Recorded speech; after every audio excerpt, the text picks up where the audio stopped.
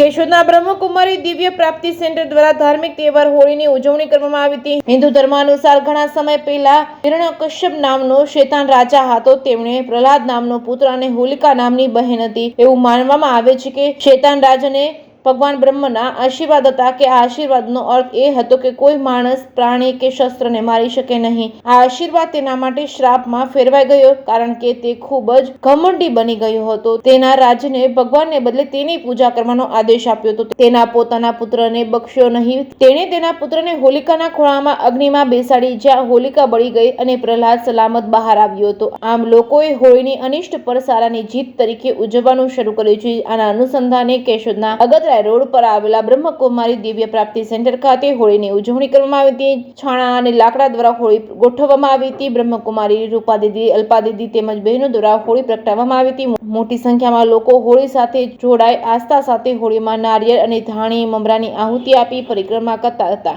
કન્યા વિનય મંદિરની હોસ્ટેલની બાળાઓ અને અન્ય બહેનો દ્વારા રાસ ગરબાની રમઝટ બોલાવવામાં આવી હતી। ઉપરાંત સાંસ્કૃતિક કાર્યક્રમ યોજવામાં આવ્યો હતો। જેકેએસ ગુજરાતી સાથે રાજુ પંડ્યા, કેશોદ।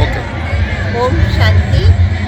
आज प्रजापिता ब्रह्मकुमारी ईश्वरीय विश्वविद्यालय दिव्य प्राप्ति केशोद सेवा केन्द्र में विशाल ग्राउंड में अपनी बहुत सुंदर और विविधता सभर एवं भारतीय संस्कृति होळीनो एक विचित्र, अनोखो और अद्भुत आनंद और खुशी माटेनो जे तहेवार है एनी एक अलौकिक ढबथी उजवणी करवामां आवी।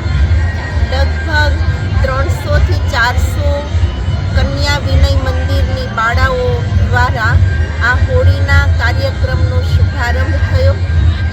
होळीना आध्यात्मिक रहस्यनो प्रकाश ब्रह्मकुमारी दक्षाबेने पाड्यो અને બધી બાળાઓ દ્વારા શુભ શરૂઆત કરાવી કે આપણે આપણા જીવનની અંદર આસુરીતા ઉપર દિવ્યતાની શક્તિ દ્વારા વિજય પ્રાપ્ત કરવાનો છે।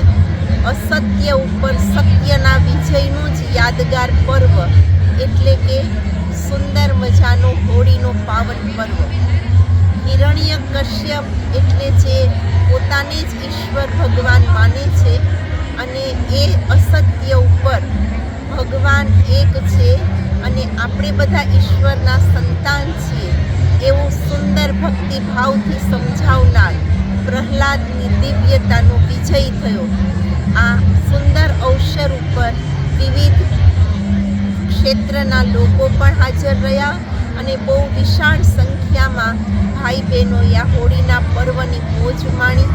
પોતાની બુરાઈ, કમજોરી રૂપી છાણા લાકડાને બાળીને ઈશ્વરના જ્ઞાનના રંગમાં રંગાઈને આ પવિત્ર હોળી ઉત્સવ મનાવવાનો બધાએ સંકલ્પ લીધો।